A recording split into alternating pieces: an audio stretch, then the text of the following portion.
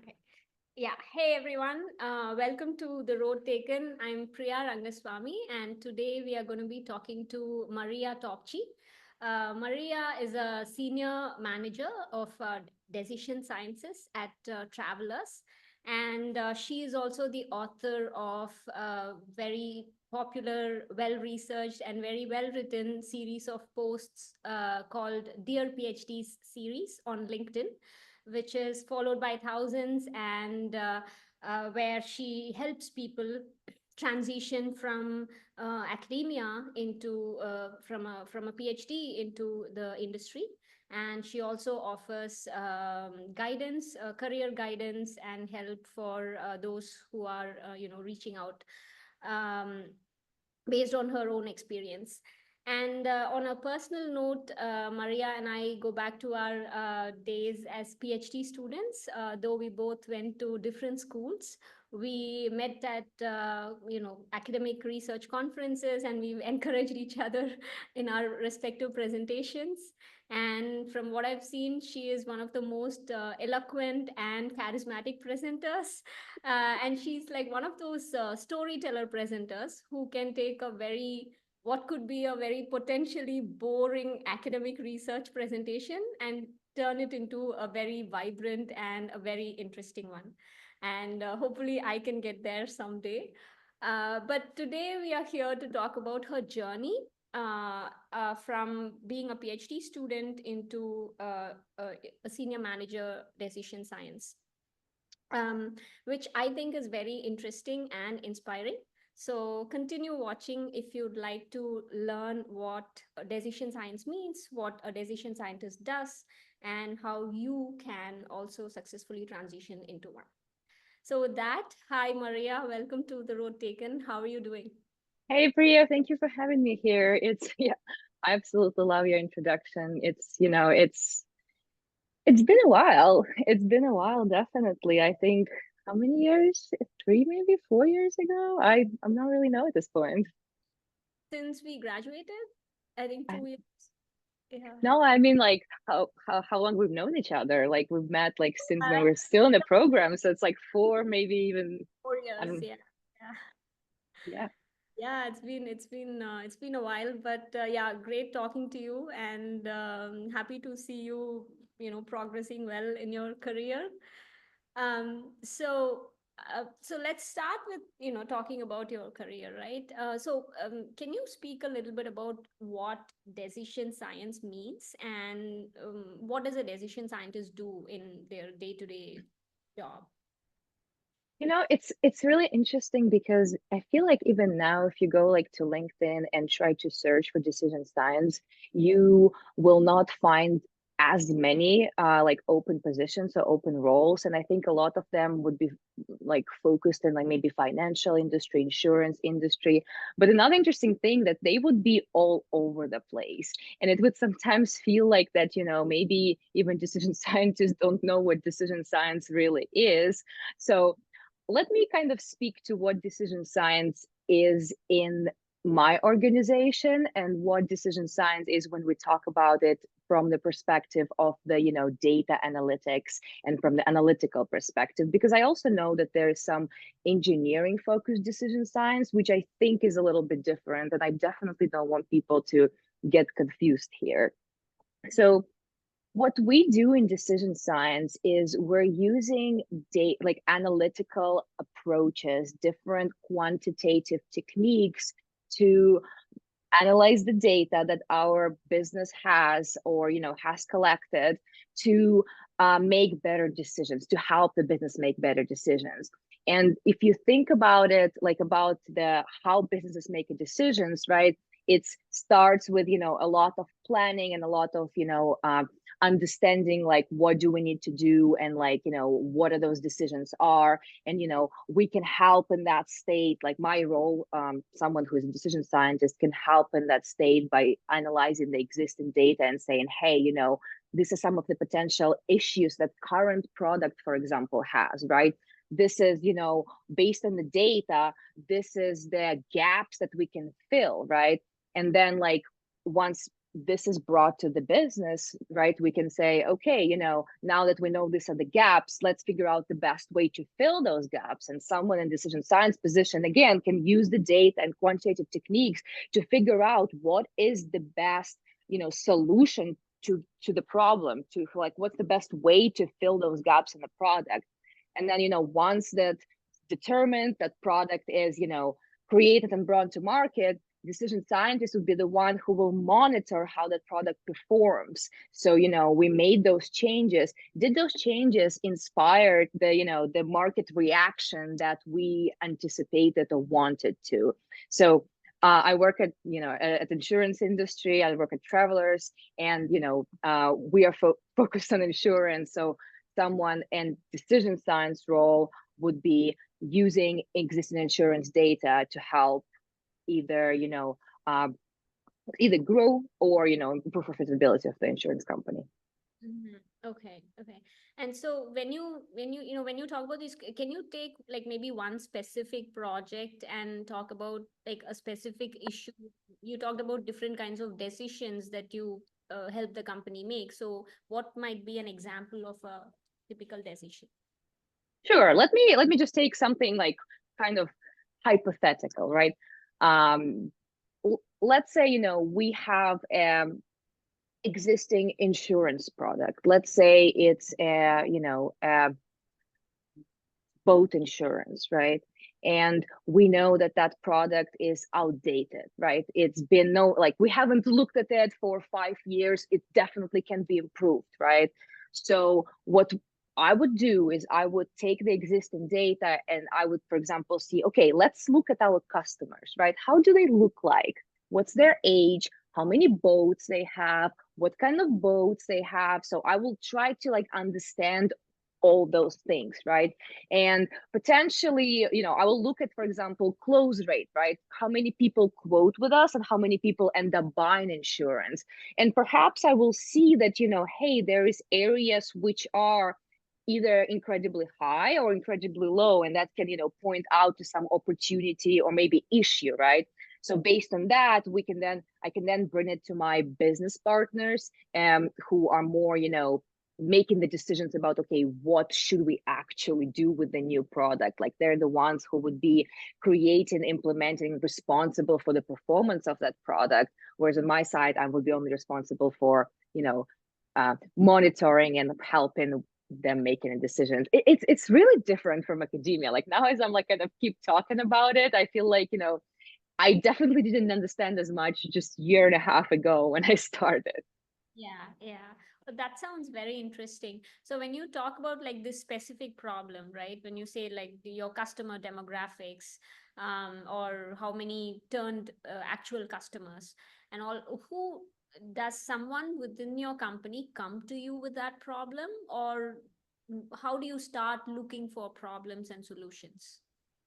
It's interesting. It really depends. I think there are definitely times and situations where, people do come to us with a problem when they come and say, hey, it can be, and, they come and they can say as specific as, hey, I'm looking to understand what is the age of the customers who have three boats on the policies that were issued in Texas between September 3rd and September 5th, like something very specific. Or they can come in and say, listen, we know that, we actually have time right now to look into X.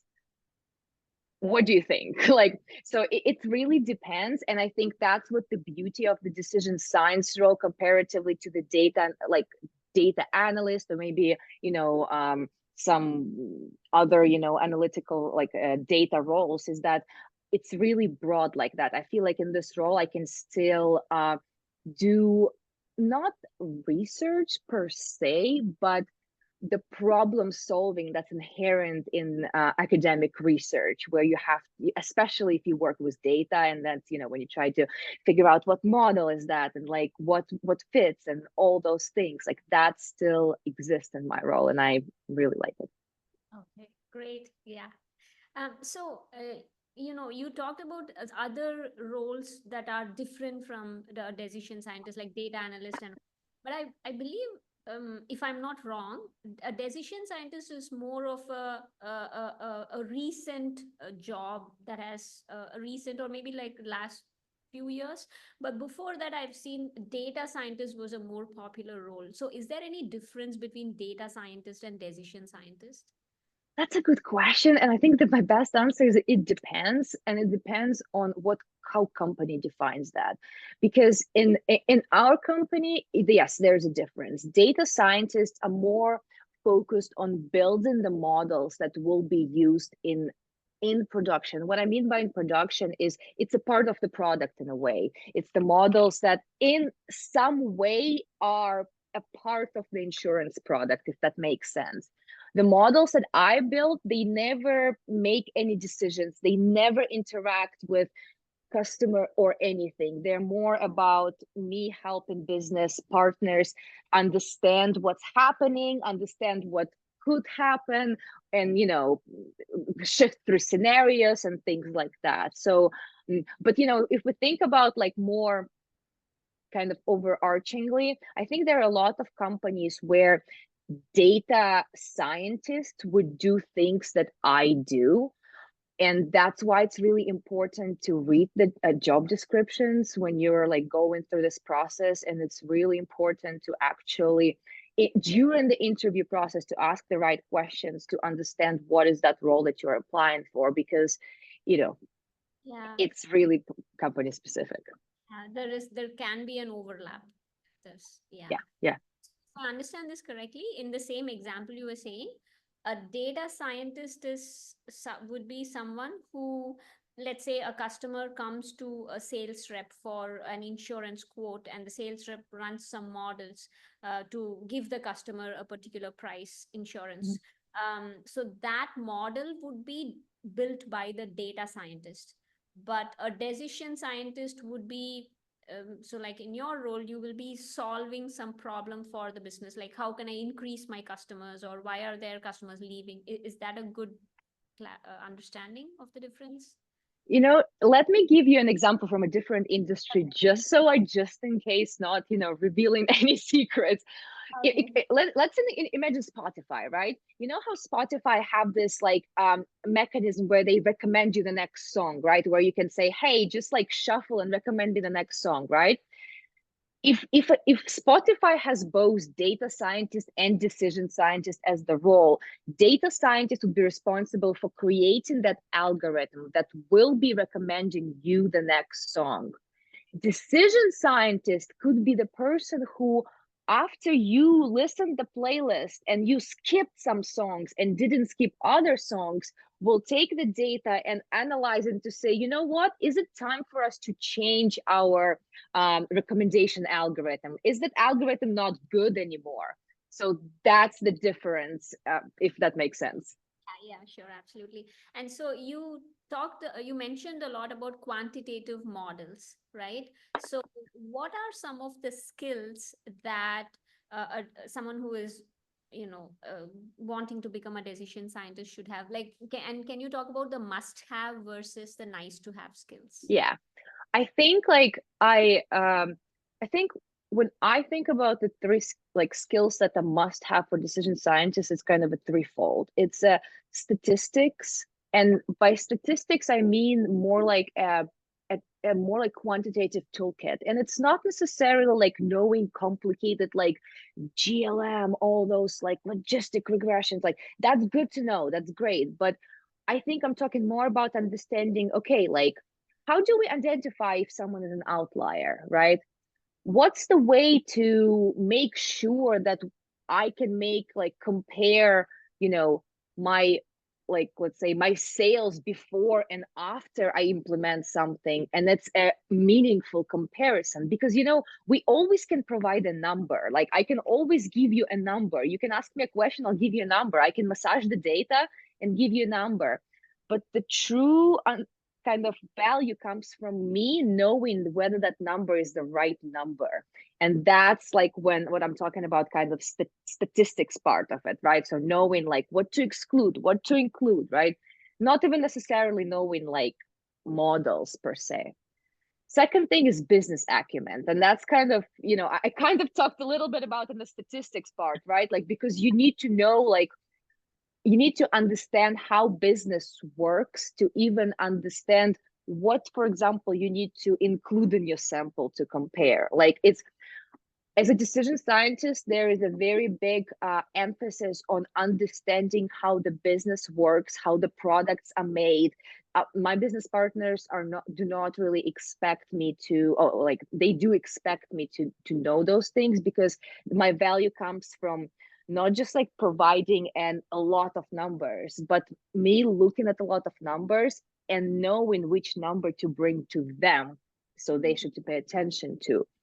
And finally, three is communication, right? Or like it's, I already talked about this idea of business partners, right? I mentioned multiple times, and the idea that, that there's a lot of support that I provide them with their decisions, right? But, there's also a lot of relationship building. Like, when you come as a new person to the company, like, they don't know what your abilities are. They don't know, like, what do they even have to come to you with, right? Or like, what are your capabilities are. So there's a lot of communication and relationship building, as well as then insights communication, right? Because like, as a PhD, like, we know, like, it's all about the story, right? It's all about the story. So like, that point of telling the story is really important. Like, there have been, like, I've been with the company like just like year and a half, and there's been times when, hey, like, someone thought that something else is happening, and we had to create an analysis and build this, like, build the story to make sure they understand that, hey, that's not what's happening. Because, if they're having a wrong idea of what the reality is, they're going to make wrong decisions, right? So it's Exactly. really, yeah.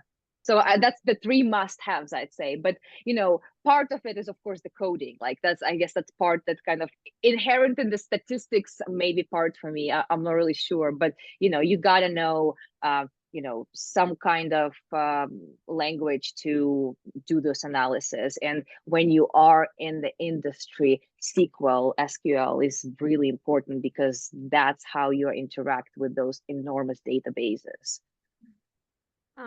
And so it's very interesting how much you emphasized communication skills, because typically there is a perception that when you're a quantitative researcher or a quantitative modeler, you don't need as much communication skills, right? But yeah, I mean, in a company environment, there's a lot of interaction going on between business teams, and so it's very important to understand what another team is asking of you, and what you're going to be providing them. So yeah. So when you talk about technical skills, you mentioned SQL and all. Are there specific languages that companies look for when hiring decision scientists? I think, like, definitely, like, SQL would be important, because that's how you would, get to get the data that you can use to help businesses make decisions. But I think another important one is whether having an R or Python. And I think there's definitely a debate. There's a lot more, for example, in our company, there's a lot more Python users, but, those who work with both, or at least, like, have exposure to both, know that, R is a superior language in terms of the statistical analysis. And, so I would maybe, like, no, that's not, but biasly so say that decision scientists should know R. But again, like, in our team, there's multiple decision scientists who work primarily in Python, and that's not a problem. But another thing is, I think, Excel, like, something that, like, in the PhD, we're not really using the same way that businesses do, is Excel. Like, pivot tables, VLOOKUPs, all things like that. Like, you can build enormous, beautiful dashboards in Excel that I've never had exposure to until I joined the company, and I had to, like, build them myself. Like, you can kind of start understanding the whole, like, idea of, like, hiding columns, grouping columns. Like, the functionality of Excel is amazing. So, but, that's kind of PhD specific thing, because I think, like, we don't we use Excel to save the data that we like, the output from R, that's what we use Excel for. The businesses like, and again, like there's also like other things like Tableau, MicroStrategy, and things like that. But those, yeah, I guess it would depend on the company, but like Excel, R, SQL, or R Python, I think those like the most like specific technical skills that you would need. And how important is knowing machine learning, deep learning, algorithms kind? I haven't touched any of that since I joined the company. It's a role specific, okay? Like so, like as you're applying, like there it would be in your role description, like what you are doing.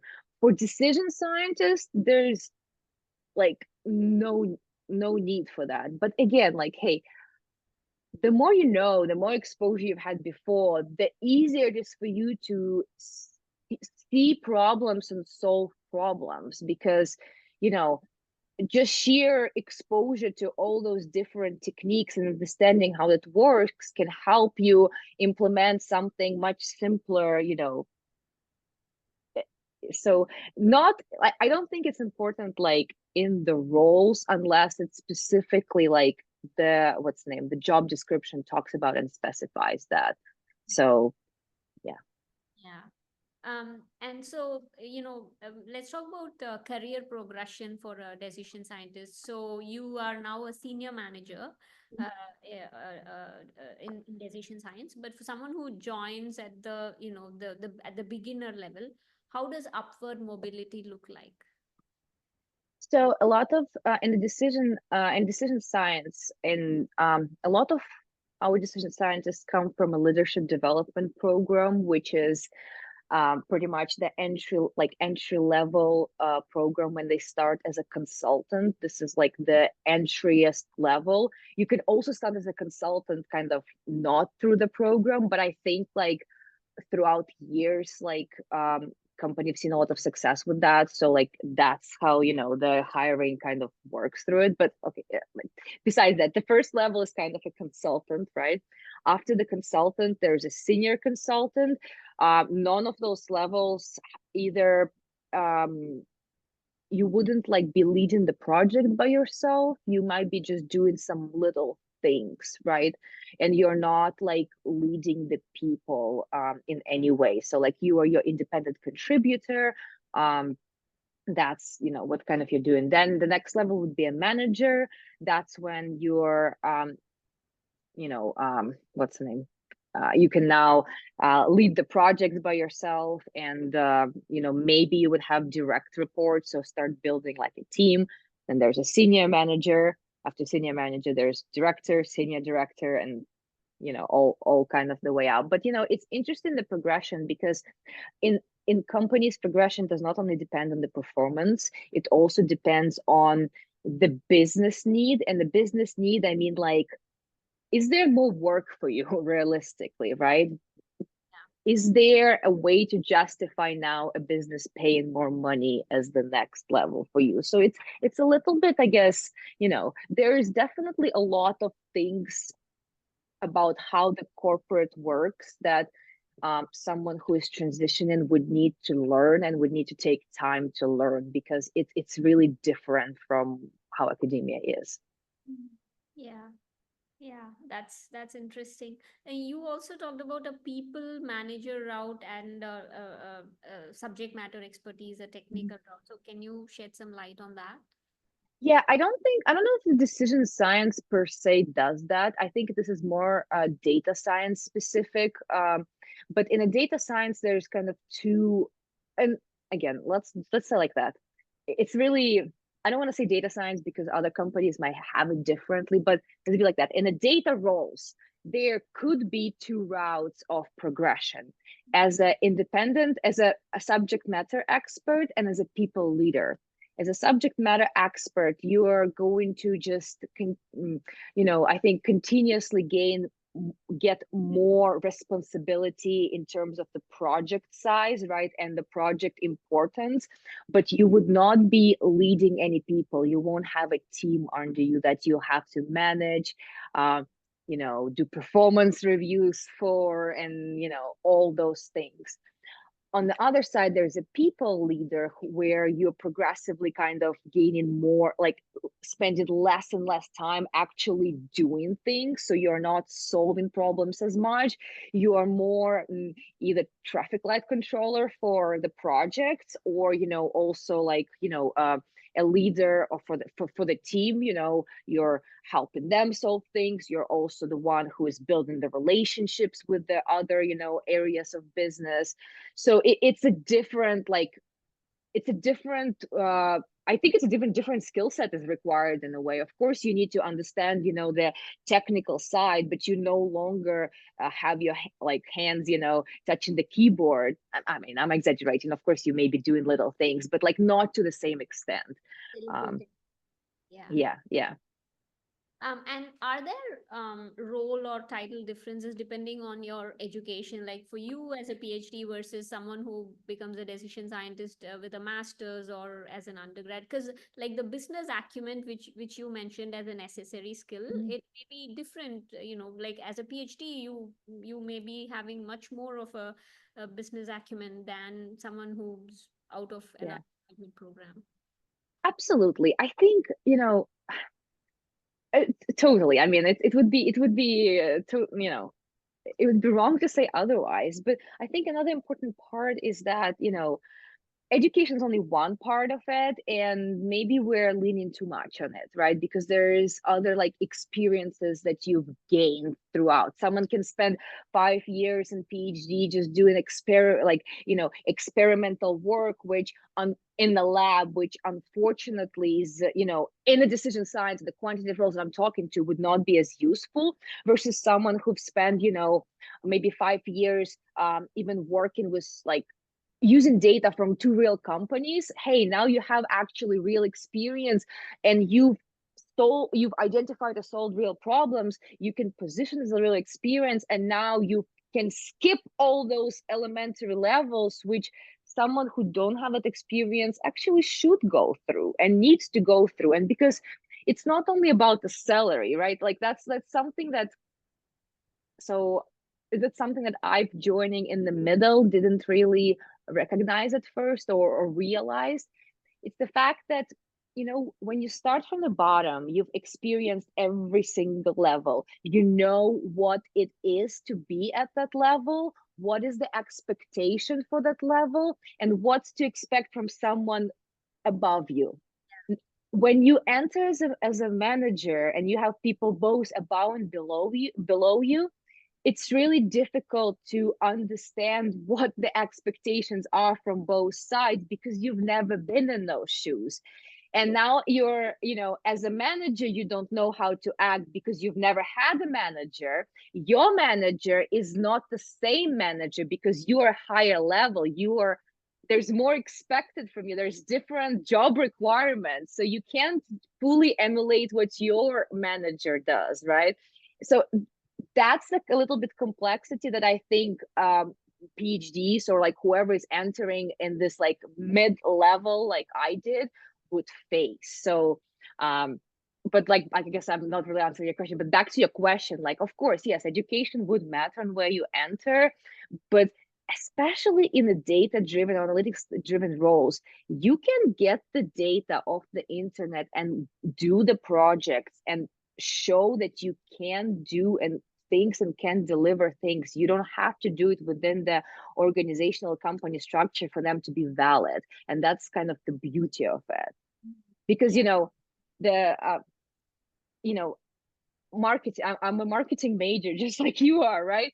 And but I don't work in marketing. Why? Because I don't have a corporate marketing experience. If I were to go and try to get any job in a traditional marketing, I would have to start at the bottom because I did not have anything to show for it, right? So, you know Yeah. that's all it is about. That's interesting. So let's talk about the advent of AI, right? So there's with AI, there's a lot of um, you know anxiety, if I may say, that AI is going to replace jobs and specifically white collar jobs and all. So Mm, mm, mm, mm. But I'm thinking, if I think back to the skill sets that you mentioned, business acumen, communication skills, those are sort of very human specific skills, right? So, how important do you think is AI's role going to be in decision science, Mhm. as a decision scientist? That's a really good question. And, like companies are also really asking those questions. And, we're on our side, we're being asked to like test all the different tools and, things like that. But I truly believe that AI is a very long way from kind of being able to synthesize things to that extent because, it's like when you when we work we can yes you can shift through tables, you can analyze the text, but like how do you know what's relevant or not when things change every second? And so and for AI to get those changes, someone needs to sit there and log those changes, and people don't really do that as much. We're still talking like it's I think someone was talking about this, and not at work, but someone was talking about this hypothetical idea of, hey, what if we could record all the meetings at work, right? And then create a whole documentation based on that. And then, this would be so amazing. And I'm thinking about it, how many things people say in the meetings when they don't really know that that's really true, or they speculate, or they make a mistake, or things like that. So, like, how would AI know? And like, I guess until we can answer those questions, I think we're okay. Yeah. That's good. So what are the kinds of industries that look for decision scientists typically? That's a good question. I don't think I've checked, honestly, the job board for a good while. And um that's like one thing that you've once you like find a job and you kind of settle in, and you're all in it in a way. I think what I've seen mostly is insurance. I've seen financial industries. I think industries that have a lot of data, like if you think about it, like because decision science for me to do my job, I need to have data to analyze, in order to help you make decisions. If you have thousand observations, what can I do? So I think it's the businesses, it's the industries that have that data, they collect the data, and they also recognize that by using the data they can actually make better business decisions. Yeah. But I think, again, what I've seen is mostly, I think, insurance and financial. And I've seen some Disney postings, but those were those engineering decision science ones, a little bit different ones, I think. Okay. So can you elaborate on that engineering decision scientist versus a quantitative? Honestly, I don't really know. Based on my understanding, there's could be some other area which actually called decision, there could be actually decision science, that are related to engineering. I can't really speak to that, unfortunately. No worries. All right, so let's shift gears a little bit and talk about how your like this journey as a decision scientist started, right? So you got a PhD in marketing, and the usual career choice for a marketing PhD student, continue in academia as an assistant professor. But what made you sort of say, okay, I'm not going to follow the crowd. I'm going to go into the industry because like one of the things about transitioning is like when I was trying to decide where I want to go, where do I want to continue in academia or go to the industry, one of the things I thought of was I had worked for a few years in the industry before I started my PhD, and I thought, okay, in academia I would get to work on the problems that I want to work on and with people I want to work with. And so that kind of was the deciding factor for me. So what were your decision factors? Good question. I think like there were several things. Like one, transparently, I don't think I've had the best experience in my PhD. I think, I think just so happened, right?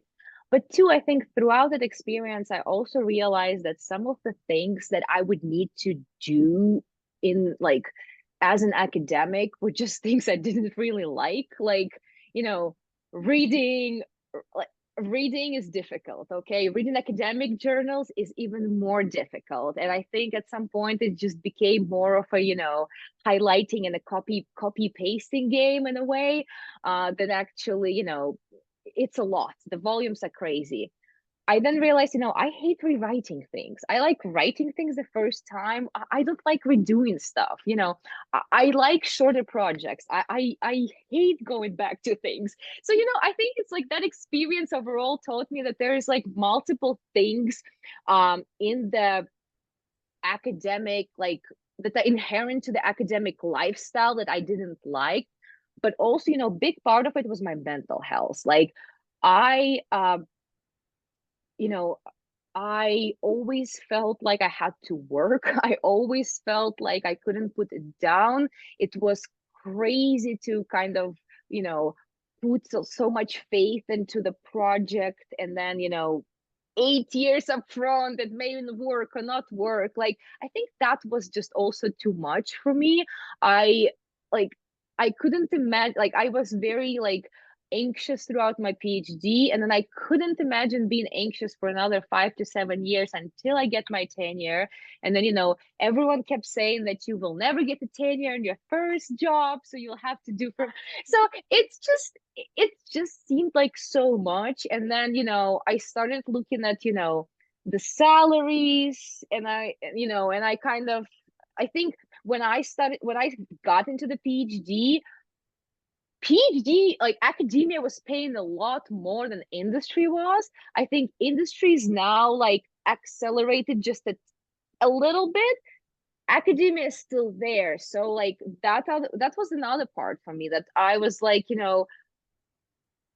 I was a believer that I would make a lot more money in academia as well, in a way.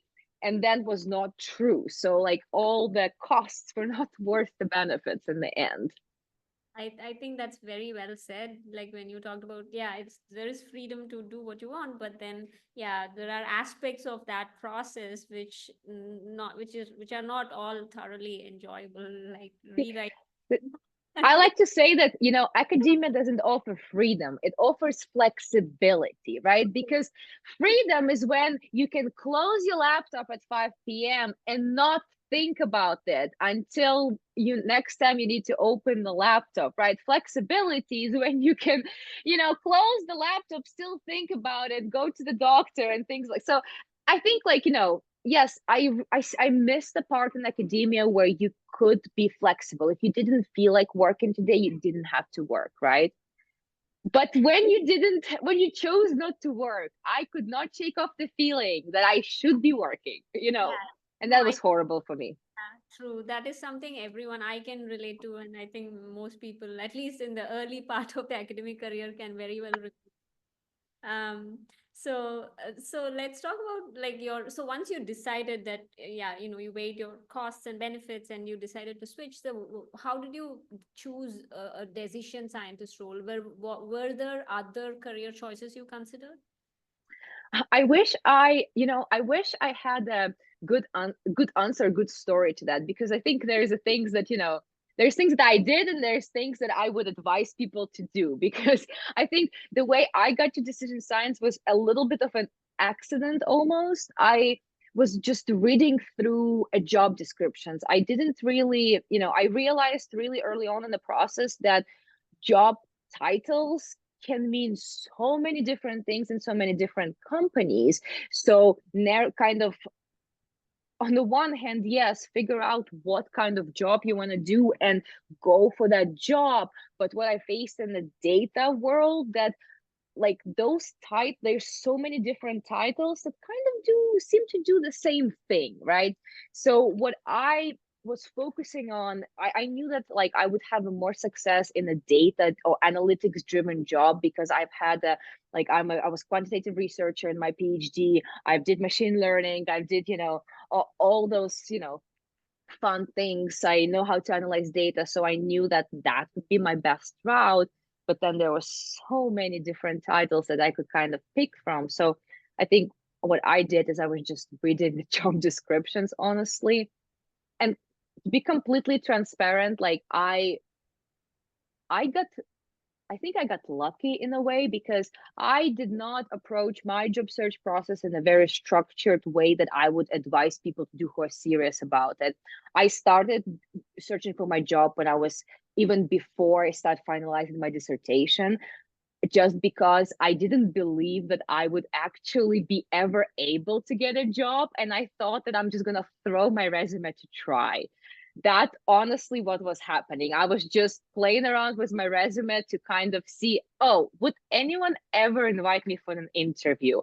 I was definitely trying to do my best to learn how, all those things work because I knew that I would need to find a job, but I was getting ready to find a job after I graduate. So in summer. So I was really approaching the process more from a fun, experimental perspective so I can learn for my summer thing. So in that way, I didn't really target, a decision science as a role. I was just, looking through jobs, and saw this one and applied for it. And realistically, I did not really know what the job was until I spoke to my current manager, which was a stage 2 of an interview process, because the job description kind of generally said that it was, analytics, quantitative, they all kind of sound the same. Um, but truly knowing what would be the job, I don't think I knew until like I spoke to my manager, but I didn't know what the job was until I started. Yeah. Oh, yeah. So what was the transition like from a PhD student life, which you sort of briefly described, and to working for a company in the industry? It's definitely interesting, and I think uh, I honestly do not know what kind of backgrounds people come from to the PhD program, but I think I may be one of those cases, like one of those more unique cases where I went from undergraduate to master's straight to the PhD. So I've never had any actual full-time work experience before, coming to this role. I did had some internships, and I was, I was an international student, so the opportunities were very limited when I had my bachelor's and master's. So I did have like a couple internship, but internship is not the same thing. So I really I didn't know what to expect realistically, and I think first couple months were really difficult because you kind of had to understand that, okay, I'm not a student anymore. I'm a manager. What does that mean? Like, how am I supposed to act? Like, what is expected out of me? Like, it's a very different world because it's like,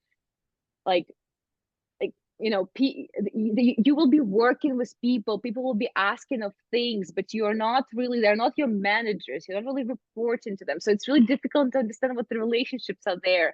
And I don't know, maybe that was just me, but I think it was really like interesting and difficult in the first like couple months just to kind of navigate that new like role and identity in a way. Yeah. Because like in a PhD, you sort of work and we sort of work under the guidance of our advisor. So the advisor is sort of like the boss. And in the industry, we still have a manager. How is that the dynamic different between a grad school supervisor student relationship to a manager? I think, I think, and again, I think it's really going to be difficult to make a comparison because I think everyone's relationship with the advisor is a little bit or a lot of it different, right? And then there's, after I got out of PhD and I've been talking to people about their experiences, like their range of experiences is crazy. There are advisors who are absent and non-existent to an advisors who would message you at 1 a.m. about something you just sent them. Like it's insane, honestly. And like building the boundaries is important, and I it's kind of a segue here, but don't let your advisors abuse you, people. It's you're important, you're a human being, build your boundaries. Don't let them do that to you. You're important. But I think that's one thing. I think you get appreciation. You get a lot of like, there's definitely that boundaries involved, I feel like, comparatively to the advisor, PhD student relationship, because there are a lot of horror stories that I've heard, that's not happening, at least, in my experience. But I think another big part is that in the manager employee relationship, there's still manager who has a final say in a way. And I mean, advisor kind of does too. Like, it's kind of difficult to compare. It's a good question. It's really difficult. It's a different relationship, but I kind of can't really place the finger on what it is exactly different. But I think I definitely feel a lot more as a peer versus, maybe a peer who's, yes, he has a manager would have a final say, but I'm still a peer versus in an advisor PhD student relationship. There's definitely, at least in my case, there was no that much of a peer understanding. We were always PhD students, we're always as students. Yeah, that's true of a grad school experience. So how did you? Let's talk about your Dear PhD series, which was something I've thoroughly enjoyed reading all your posts. So, what gave you the idea for Dear PhDs, and talk a little bit about that, and also how you help people who reach out to you for guidance. Yeah, I think I honestly, the RPG series started like kind of on a whim because I think I was a month in my role or something, and I was sitting on my lunch break eating my lunch. I think at that point I was eating like a roast beef sandwiches every day. And I just was scrolling through LinkedIn, and I thought about thought about how things were different. I don't even remember like what I even wrote about it, but I just kind of like, I remember I had a reflective moment that like things were a little bit different, and I kind of just wrote a post about it. And then that post blew up. That post kind of had like a lot of people comment, a lot of people said something, a lot of people that I didn't know. And I kind of, realized that, hey, it sounds like there's a lot of people who are either going through the same thing or can resonate with that.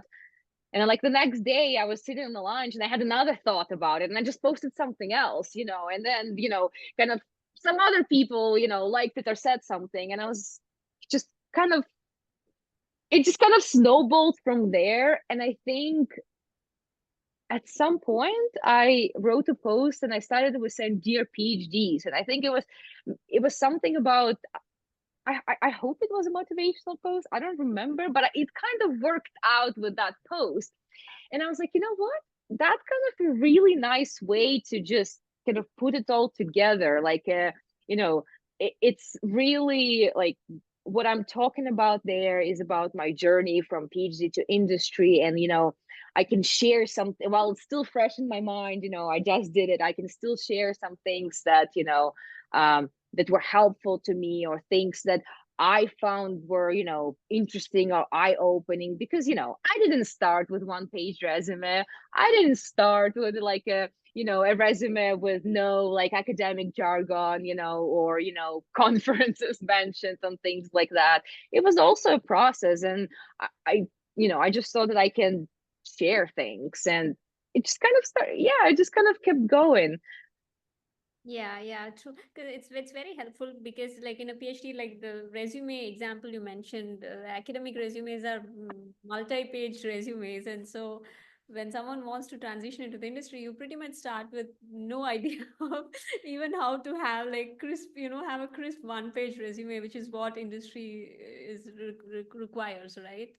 Exactly. And the best advice is throw away your CV. Don't even like, people a lot of times open their CV and try to edit that. Nothing in your CV even needs to go, like would go in your resume. Things that you need to write there don't even exist in your CV. So don't even start with that. Yeah. And how do you help someone who reaches out to you? Yeah, I think like there's definitely people who's been reaching out and asking for like different advice. I've been trying my best to answer on LinkedIn when I can, but I've also been offering some like the office hours, or some one-on-one meetings with people, and I'm always open to that if I can help. But I think at this point I realize that the best way, if you're looking for someone to help you with the process, look for someone with your experience, with your background. That's the best way. Like, I would be the best fitted to help people who have a PhD in business with quantitative background. Yeah, I probably can help you if you have PhD in business with qualitative experiment background, but you will make all your money worth if that's your background. Like, and that's my best advice. Like, take advice from people who are either looking for the same area or have the same background that you do, because what you find is that what works for someone who applies for a data job is not the same who would apply for some kind of biomed lab jobs, or someone who applies for like a traditional marketing job. So definitely, like, make sure you kind of know your source and like filter through like where you're going. Yeah, sure. That's great advice. So let's we've touched on this before, mental health concerns for in grad school, but let's talk about how you take care of mental health in your day-to-day life, because like I feel that's something that's sort of inherent in any profession or any aspect of life. Yeah, definitely. I mean, I've always been really open about my mental health struggles, and I've you know, for better or for worse, had my PhD experience has definitely exacerbated and uncovered some of the mental health challenges that I still continue dealing with until now. So I think one thing that I want to definitely make sure people understand is that whether you had good, bad, or whatever experience during your PhD is a difficult process in itself. Even if everything was butterfly and rainbows, like, take time, be kind to yourself, give yourself praise. Like, it's really important. It's a big accomplishment. And I think, um, the more we kind of allow ourselves to recognize what we went through, the easier it will become. And so I think no matter again how good, bad, or indifferent your PhD experience was, I think everyone got affected by it. And so if anyone is feeling anything, I really advise them to talk to mental health professionals and seek help, because it's not jokes. Yeah, true, absolutely. I think, yeah, I can resonate well with your answer. I think like one of the things is also, like when you say be kind to yourself and give compliments to yourself, because it's a huge thing we've accomplished. And I think it takes time to even come to that realization, because we in a PhD typically we don't celebrate the small wins. Like in an industry, I remember we always had like happy hours with teams, once a week or once a month and things like that. But here, yeah, the publication process is quite long, and so you just don't stop, pause, and celebrate the small wins. And like I think generally also, like even outside, it's important not to take rejections or disappointments personally. Like it's for the work and not for you. And also always remembering that, for me at least, like remembering that success is very subjective, right? Like you, of course we do have to comply with the requirements of like in your company or in the community we work in, but then at a personal level we don't have to measure our success with the same yardstick someone else uses to measure theirs. So I think, Totally, but it takes totally. it's surprising, like it takes quite some time to come to that realization. But Yeah. I Yeah, I think, think it's also important to remember, and one thing that I remember right before I like actually made a decision to to pursue industry, like, one thing I want to like kind of note is that I for the longest time thought that I there's no space for me in the industry. I thought that as a PhD, no one would want to ever hire you, like that you don't, like, you wasted your time. I thought that, I literally I think it was like December, like before, half year before I defended and graduated. I was sitting there like in a full despair. Like I realized that I don't want to do academia. I didn't like, reading, writing, all that stuff. But I also didn't read, like I thought that I wasted my time, and that all this like 4 years that I've spent like developing like myself as an academic are wasted. And now like no one, like I would have to start from the bottom, and along those who just graduated from undergrad, or like things like that. And that's not true. Like that's I think I don't know if there's someone tells us in a PhD program that, or we read it somewhere, but that's just not true. I think it's one thing that's really important is to take time to understand yourself first, right? So like, what do you want?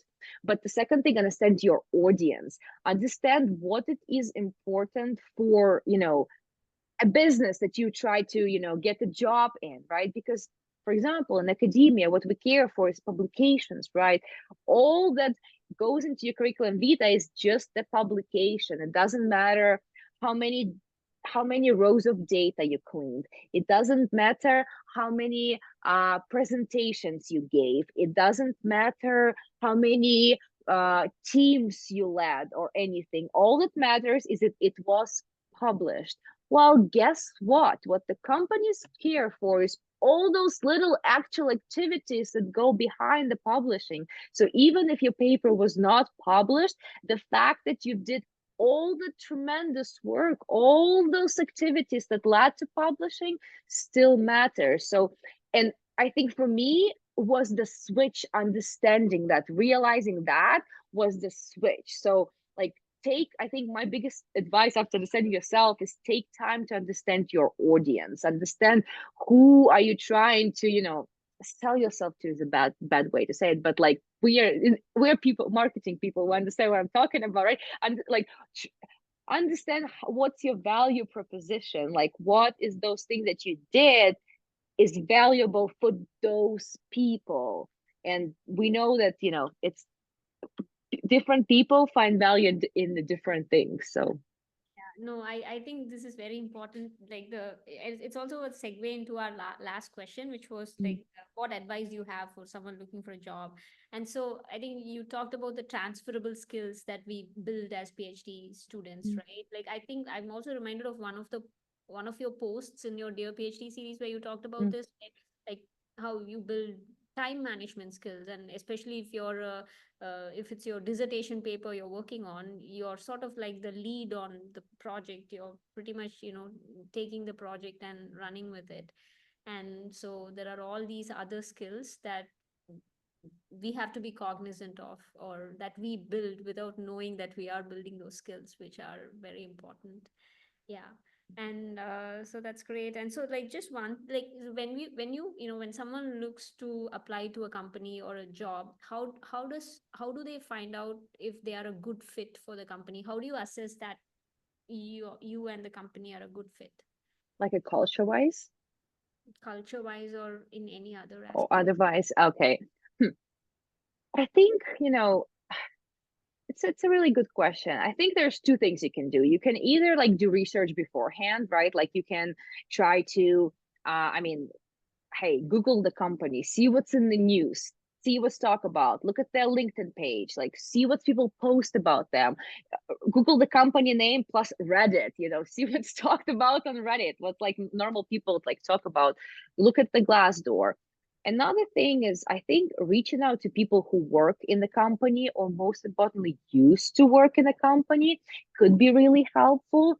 But you gotta be a little bit strategic there. Like, I don't think reaching out to everyone can work. Try to find people who have something in common with you. Either they have the same background, like nationality, or the same university, like your alumni. So like play Yeah. to alumni spirit. So try to find something like a little bit in common, and kind of like in the first interaction say, hey, we have this in common, but also I'm really interested to, I've seen this open in the company. I just want to know how what do you think about it? And Mhm. like, remember that people who, if the companies, like if things are not good, not just the company, if things are not good, people who are there currently may not feel good about speaking about that. So talk to people who've, left the company.